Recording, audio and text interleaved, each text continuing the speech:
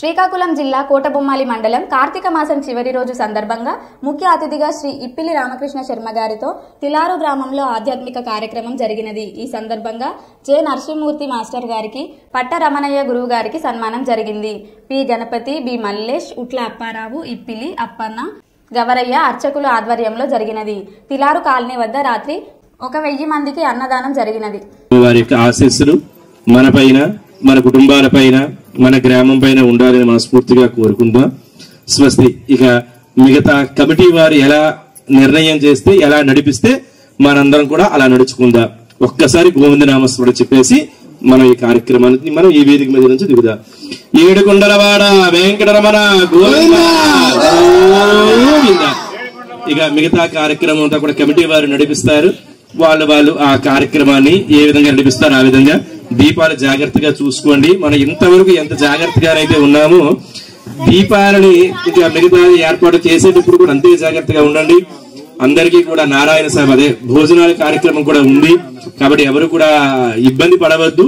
వారందరికీ భోజనాల ఏర్పాట్లు చక్కగా ప్రశాంతంగా అందరూ క్యూ పద్ధతి పాటించి అడిగి మరీ వేయించుకుని తిందాం. స్వస్తి. అమ్మ ఒకసారి చివరిలో గోవింద నమస్కారం చేద్దాం. గోవింద అంటే సరే గోవింద 2 చేతులు ఎత్తి ఆ గోవిందని ఆ 7 కొండల వాడిని మన దగ్గరకు వచ్చినట్టుగా స్మరిద్దాం. గోవింద గోవింద గోవింద గోవింద గోవింద గోవింద 7 కొండలవాడ వెంకటరమణ గోవింద గోవింద గోవింద గోవింద గోవింద గోవింద గోవింద గోవింద గోవింద గోవింద గోవింద. జై శ్రీరామ్. అప్పని పిలిచాడు, పూజకి వెళ్ళని చెప్తాను. ఇలాగంటే ఏమొస్తుంది, జ్ఞాపకం వస్తుంది. అంటే ఈ నుదుటి పైన ఏ భాగంలో కంటే ఈ భాగం ముందు మనం గట్టిగా నొక్కితే అంటే ఒత్తిడి చేస్తే జ్ఞాపక శక్తి పెరుగుతుంది, వస్తుంది.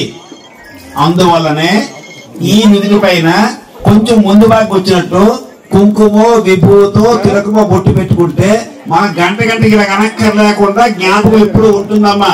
అది పెద్ద భౌతిక ట్రిక్. దీని వరకు పెద్ద కారణం ఉంది, అది వేరే చెప్పుకుందాం కానీ అది విషయం. ఇంకోటి దీపపు కాంతి. దీపం వెలిగించేటప్పుడు దీపపు యొక్క కాంతి మనకు చుట్టూ వెలుగునిస్తుంది. ఒక విషయం అయితే అది నువ్వులతో కానీ నెయ్యితో కానీ దీపం వెలిగించే ప్రయత్నం చేద్దాం మనం. ఆ ఇతరత్ర నూనెలు మంచివే కాదని లేదు, అయితే ఎక్కువగా గాలి శుద్ధి అయ్యేటువంటి దీపాలు ఇవి. అయితే ఇటువంటి దీపకాంతి వల్ల మన కంటికి మనం సెల్ ఫోన్ చూసేటప్పుడు మన కంటి శక్తి కోల్పోతాం. ఎలాగో ఈ దీపపు కాంతి చూస్తే ఆ శక్తి వస్తుందమ్మా. అంటే దీపశక్తి చూసి సెల్ ఫోన్ చూడొచ్చు అడగండి. ఇది ఎక్కువగా చూడటం వల్ల మన కంటి శక్తి పెరిగి మన కంటితో ఏ వస్తువు చూసినప్పుడు కూడా అందులో స్పష్టంగా కనిపిస్తుంది. అలా కనిపించే స్వభావం నెయ్యి దీపంగా నువ్వు దీపంగా ఉంటుందమ్మా. అందుకే ఉదయం లేచి దీపం పెట్టే ప్రయత్నం చేయాలి, దీపం వెలిగించాలి. ఇంకో మాట చెప్పండి, చాలా మందిలో కొన్ని ఒక 3 నమ్మకాలు ఉన్నాయి. దయచేసి సభాముఖంగా చెప్తానమ్మా. భర్త చనిపోయిన స్త్రీలు నీ తీసుకురావడం కోసం చాలా మంది అడుగుతున్నాం. మన ఊరు అలా తగ్గించారు.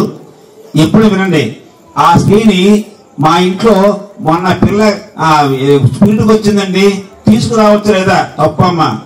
పురిటికి వచ్చినా ఏం జరిగినప్పుడు కూడా ఆ స్త్రీని 12 రోజుల కార్యక్రమం అయిపోయాక 3 మసాల్లోకి అందరిని ఆవిడ తిప్పియాలి, అన్నిళ్ళకి తిప్పి చక్కగా ధైర్యం చెప్పాలి తప్ప తీసుకురాకూడదు. తప్పు ఈ భావన ఎప్పుడు ఉండకూడదు. మా నాన్నగారు మాకు స్పష్టంగా ఆ విషయం చెప్పారు, బావగారు చెప్పేందుకోసం. కాబట్టి ఆ విధవ స్త్రీని ఎప్పుడు కూడా అగౌరవపరచవద్దు. ఎందుకంటే ఒక చాలా ఉన్నారు, ఒక పెద్ద ఆవిడ ఉన్నారు, ఆవిడ భర్తని పేరు. ఆవిడకి 8 పిల్లలు, 20 మంది మనవలు, అంటే బహు కుటుంబీకులు ఆవిడ.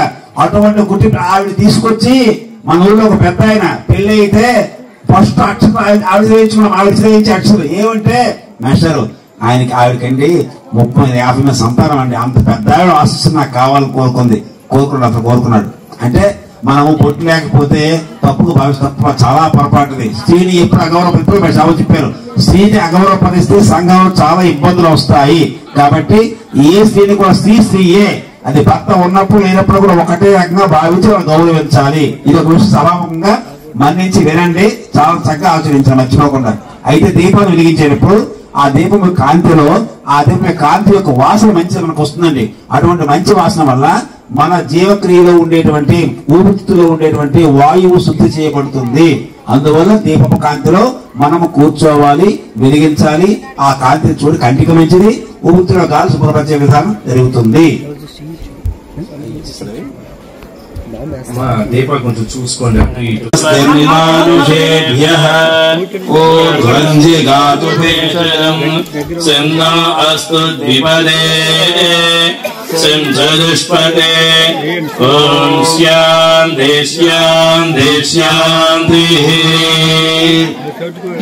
వెలిగిస్తూ ఓం నమః శివాయ లేదా మీ ఇష్టం వచ్చిన దైవనామాన్ని ఏదో చేయండి, పర్వాలేదు.